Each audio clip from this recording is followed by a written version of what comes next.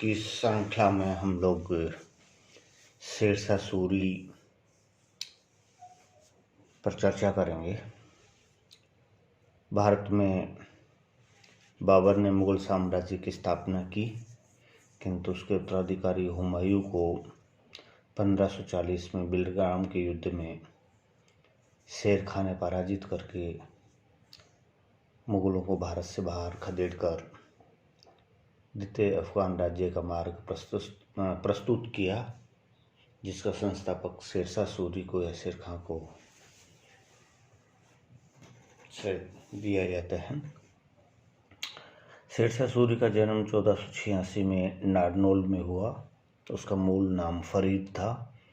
उसके पिता का नाम हसन खां था और उसने अपने जीवन में 3 उपाधियां धारण की: शेर खां, हजरत आला व सुल्तान उल अदल। ये 3 उपाधियां उसने धारण की और 10 जून 1540 को आगरा में शेरशाह सूरी का राज्याभिषेक हुआ। प्रारंभिक जीवन की अगर बात की जाए शेर खां के, तो जैसा कि हमने अभी ऊपर बताया कि उसके बचपन का नाम फरीद था और जब उसका जन्म हुआ उस समय दिल्ली में बहलोल लोधी शासक था।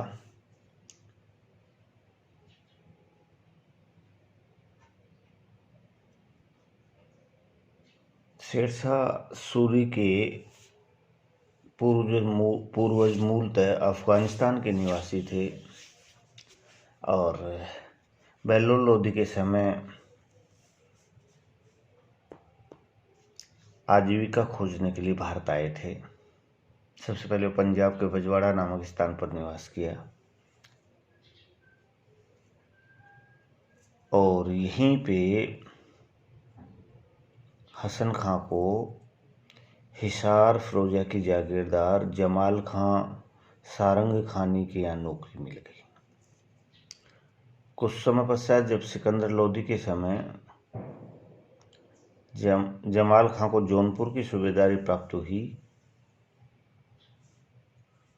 हसन खां को वो अपने साथ ले गया और हसन खां को उसने सहसाराम, ख्वासपुर एवं टांडा परगने की जागीर सौंप दी। फरीद ने अपने पिता के साथ सहसाराम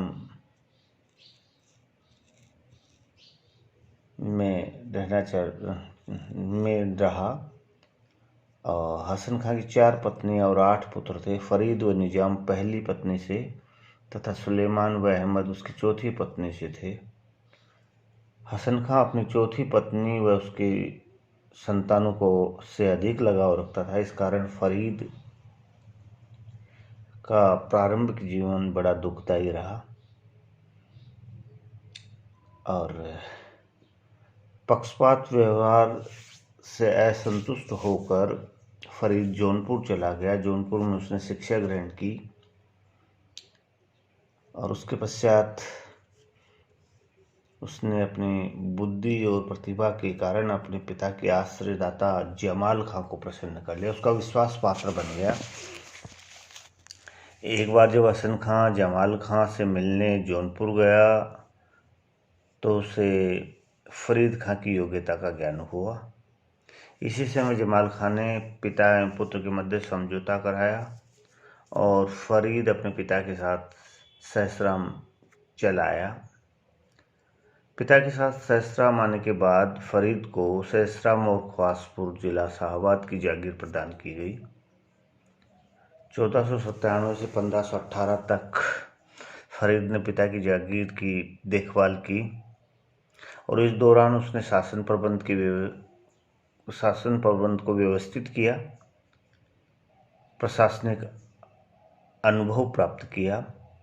वह कृषकों, जमींदारों व मुकदमों से सीधा संपर्क स्थापित किया। उसने अधिकारियों को भूमि की पैमाइश तथा भू राजस्व के निर्धारण के संबंध में नम्रतापूर्वक व्यवहार करने का आदेश दिया। जागीरदार के रूप में फरीद का सबसे महत्वपूर्ण कार्य था किसानों के हितों की रक्षा, भूमि की माप कराकर उपज के अनुसार लगान की राशि तय की गई। किसानों को पट्टा देने एवं कबूलियत लिखवाने की व्यवस्था की गई तथा लगान निश्चित समय पर लेने का प्रबंध किया गया। इस प्रकार फरीद के सफल प्रबंधन ने उसकी सौतेली माँ की ईर्ष्या को और ज़्यादा जागृत कर दिया। उसने हसन को इस बात के लिए बाध्य किया कि वो फरीद को जागीर वापस ले ले। अतः फरीद से 1518 में जागीर वापस ले ली गई और उसको सहस्राम छोड़ना पड़ा। 1518 में सहस्राम छोड़ने के बाद फरीद आगरा पहुंचा और दौलत खां की सेवा ग्रहण कर ली और शीघ्र ही वह उसका कृपा पात्र बन गया। फरीद ने दौलत के माध्यम से अपने पिता की जागीर प्राप्त करना चाहा। इस संबंध में इब्राहिम लोदी से सहायता के लिए प्रार्थना की गई, लेकिन इब्राहिम लोदी ने मना कर दिया, इनकार कर दिया। लेकिन इसी दौरान फरीद के पिता हसन की मृत्यु हो जाती है। अब इब्राहिम लोदी को जागीर फरीद के नाम करने में कोई आपत्ति नहीं हुई। अतः दौलत खां लोदी ने उसके नाम शाही आदेश जारी करवा दिया, जिसके अनुसार फरीद को अपने पिता की जागीर प्राप्त हो गई। शाही आदेश के साथ सहस्राम पहुंचा, किंतु उसके सौतेले भाई उसे जागीर का उत्तराधिकारी नियुक्त करने के पक्ष में नहीं थे, इसलिए वे उसके विरुद्ध षड्यंत्र करने लगे। अपने भाइयों के विरुद्ध सहायता प्राप्त करने के उद्देश्य से फरीद दक्षिणी बिहार के सूबेदार बहार खां लोहानी के शरण में चला गया। बहार खां की सेवा ग्रहण करने के बाद फरीद को अपनी प्रतिभा प्रदर्शित करने का अवसर प्राप्त हुआ। अपनी बुद्धि एवं दूरदर्शिता से शीघ्र ही वह बहार खां का प्रभाव स्थापित करने में सफल रहा।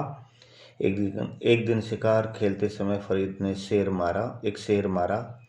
उसकी इस प्रतिभा से प्रसन्न होकर बहार खां ने उसे शेर खां की उपाधि प्रदान की तथा अपने पुत्र जलालुद्दीन का संरक्षक एवं शिक्षक नियुक्त किया। शेर खां, जो पूर्व में फरीद के नाम से जाने जाता था, के बढ़ते हुए प्रभाव के कारण लोहानी सरदार उससे ईर्ष्या करने लगे और उसके विरुद्ध षड्यंत्र करने लगे। इसी बीच कुछ समय के लिए शेर खां अपनी जागीर लौट आया। उसकी अनुपस्थिति में प्रतिद्वंदी ने उसके विरुद्ध बहार खां को भड़काने का काम किया। ऐसे समय में पानीपत का प्रथम युद्ध 1526 में लोदी वंश के पतन के पश्चात मुगलों ने दिल्ली और आगरा पर अधिकार कर लिया। बहार खान ने मोहम्मद शाह की उपाधि धारण कर अपने को दक्षिणी बिहार में एक स्वतंत्र शासक के रूप में घोषित कर दिया और स्वतंत्र राज्य की स्थापना की। शेर खां और बहार खां के मध्य मतभेद उत्पन्न हो गए।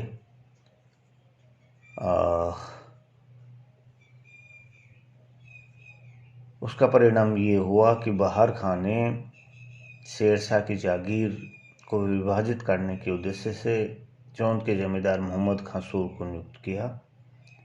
शेर खां ने इस विभाजन को अस्वीकार कर दिया तो बहार खां ने सहस्राम पर अधिकार कर लिया और शेर खां को वहां से निष्कासित कर दिया। ऐसी स्थिति में शेर खां को केवल मुगलों की सहायता की आशा थी। उस समय भारत में बाबर की सत्ता स्थापित हो चुकी थी। इस उद्देश्य से शेर खां जौनपुर के मुगल सूबेदार जुनैद बलराज की सेवा में आया। जुनैद बलराज की सहायता से वह मोहम्मद खां सूर को पराजित कर अपने जागीर को पुनः अधिकार कर लिया। इसके पश्चात आगरा गया और बाबर की सेवा में उपस्थित हुआ। अपनी जागीर पर पुनः अधिकार कर शेर खां जुनैद बलराज के साथ आगरा पहुंचा और बाबर की सेवा में चला गया। मुगलों की सेवा में रहकर उसने सैनिक व्यवस्था, सरदारों के चरित्र तथा शासन व्यवस्था का अच्छा ज्ञान प्राप्त किया। 1528 में वह चंदेरी के युद्ध में मुगलों की ओर से लड़ा और उसने बाबर ने उसकी बुद्धिमत्ता और प्रतिभा से आशंकित हुआ। उसने अपने मंत्रियों को उस पर नजर रखने की सलाह दी, क्योंकि शेर खां का कहना था, अगर भाग्य में मेरी सहायता की तो मैं सरलता से मुगलों को एक दिन भारत से निकाल दूंगा। शेर खां को इस बात का आभास हो गया कि वह मुगलों के साथ अधिक दिनों तक नहीं रह सकता।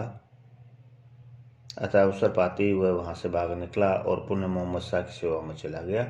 पूर्व में जिसको हम लोग बाहर कहाँ कह रहे थे, उसी की उपाधि थी मोहम्मद शाह। इसी बीच 1528 में मोहम्मद शाह की मृत्यु हो गई और उसकी विधवा पत्नी दूदू बीबी ने शेर खां को अपने पुत्र जलाल खां का संरक्षक और शासन का प्रधान नियुक्त किया, क्योंकि जलाल खां अवयस्क था। इस प्रकार शेर खां को अपनी प्रतिभा दर्शाने का पुनः अवसर मिला। उसने अपनी शक्ति का विस्तार किया और प्रशासनिक व्यवस्था को स्थापित किया। शासन पर अपनी स्थिति सुदृढ़ करने के लिए उसने अपने योग्य और विश्वास पात्र व्यक्तियों को उच्च पदों पर नियुक्त किया।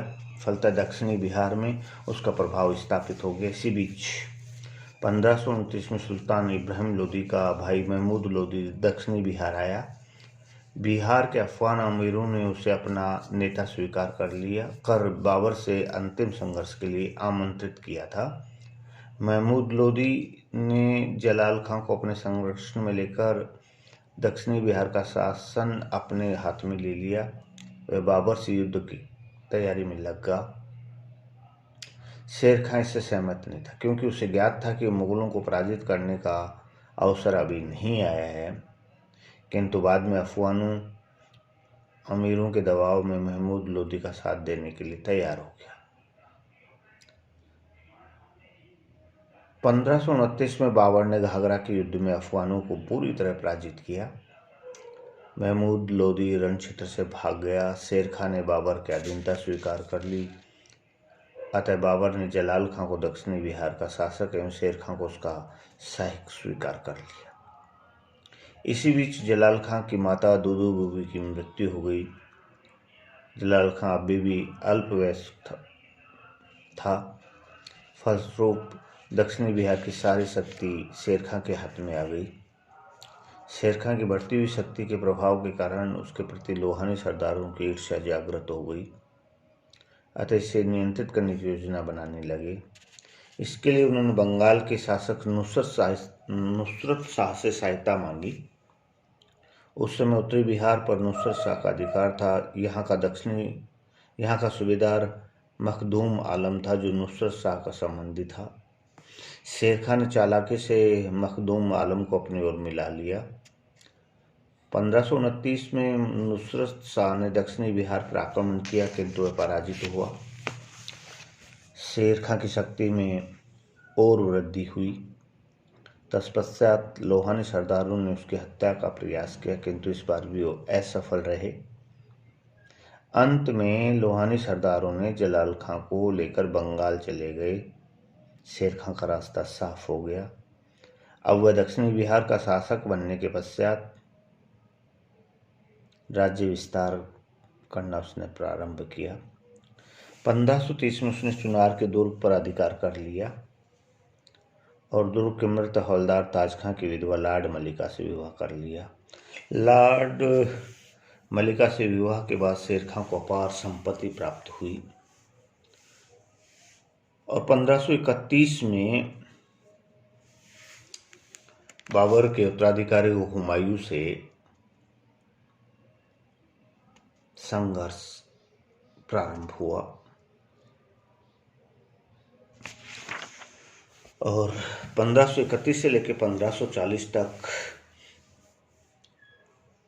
शेर खां और हुमायूं के बीच में दो बड़े युद्ध हुए। चौसा का युद्ध 1539 में, बिलग्राम का युद्ध 1540 में। और उन युद्धों का परिणाम ये हुआ कि हुमायूं को परास्त कर उसे एक निर्वासित जीवन व्यतीत करने के लिए विवश किया गया और भारत में द्वितीय अफगान साम्राज्य की स्थापना हुई।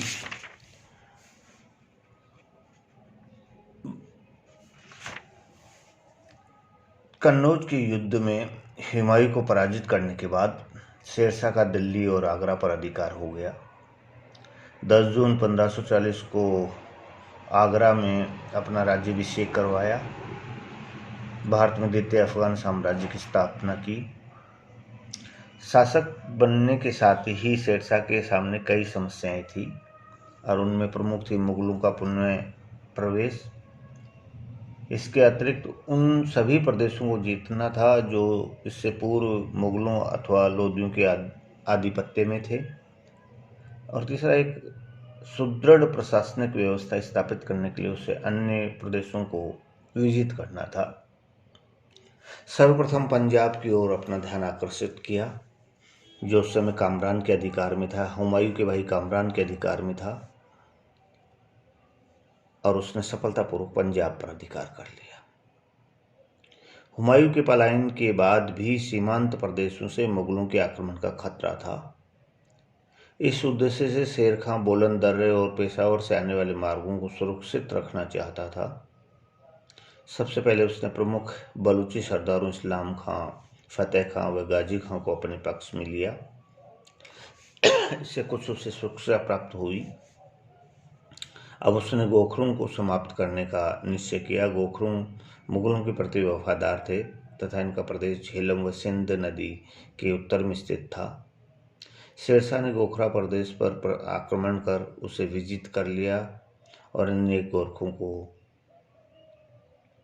कैद कर लिया। धीरे धीरे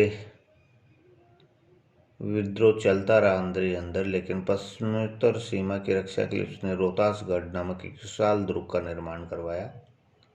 दुर्ग की रक्षा के लिए उसने हैबत खान नियाजी तथा खवास खां के नेतृत्व में 50,000 अफगान सैनिकों की नियुक्ति की। इसके बाद में बंगाल की तरफ ध्यान दिया। 1541 में जिस समय शेरशाह गोखरों के विरुद्ध व्यस्त था, उसी समय उसे बंगाल के विद्रोह की सूचना मिली। बंगाल के सूबेदार खिजर खां ने विद्रोह किया। उसने बंगाल के अंतिम सुल्तान महमूद शाह की पुत्री से विवाह कर अपने आप को स्वतंत्र घोषित कर दिया। अतः शेरशाह ने खिजर के दमन के लिए 1541 में बंगाल के लिए प्रस्थान किया। वह बंगाल की राजधानी गौड़ पहुंचा तथा खिजर खां को अपदस्थ कर गिरफ्तार कर लिया। बंगाल में विद्रोह की पुनः आशंकाओं को समाप्त करने के लिए शेरशाह ने यहाँ पर नई प्रकार की शासन व्यवस्था स्थापित की। उसने बंगाल को 19 सरकारों अर्थात जिलों में विभाजित किया तथा प्रत्येक को एक छोटी सेना के साथ सिखदारों के नियंत्रण में दे दिया। सिखदारों की देखभाल के लिए एक असैनिक अधिकारी अमीरान ए बंगला अथवा अमीर ए बंगला को नियुक्त किया। सर्वप्रथम ये पद काजी फजीलत नामक व्यक्ति को प्रदान किया गया। सुल्तान के प्रतिनिधि के रूप में बंगाल के पूरे प्रशासन पर उसकी निगरानी रहती थी। बंगाल में शांति स्थापित कर शेरशाह 1542 में आगरा वापस लौट आया। इसके पश्चात 1542 में मल्लू खां को पराजित करके मालवा पर अधिकार किया। ग्वालियर के शासक पूरनमल को अपनी तरफ मिलाया और सारंगपुर में कादिर शाह ने शेरशाह की सैनिक शक्ति से भयभीत होकर आत्मसमर्पण कर दिया। सुजात खां को मांडू का प्रशासक नियुक्त किया। उसे उज्जैन, सारंगपुर व मंदसौर की जागीर प्रदान की। वापसी में लौटते हुए रणथंभौर के दौर पर अधिकार किया। 1543 में रायसेन के पूरनमल को पराजित करके उस पर अधिकार किया। इसके पश्चात सिंध और मुल्तान के शासक बख्शू लंगे को पराजित किया। सीधा नियंत्रण स्थापित किया। मारवाड़ और चित्तौड़ के ऊपर उसने अपनी पकड़ बनाई। मारवाड़ के शासक मालदेव के विरुद्ध युद्ध लड़ा।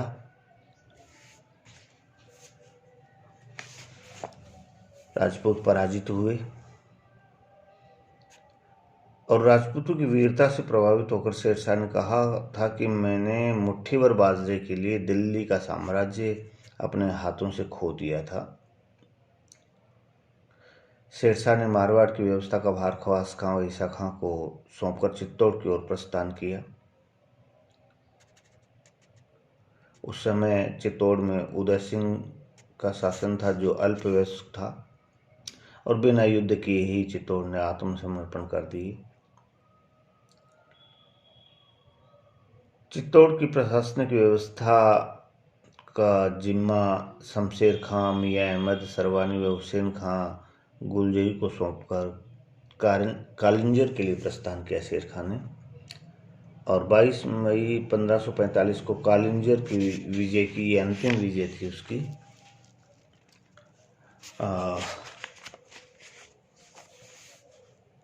कालिंजर को एक बड़ी सेना के साथ घेरा गया, बहुत कई महीनों तक घेरा डाले रखा गया। जब सफल नहीं हुए तो उसको बारूद से उड़ाने की आज्ञा दी गई,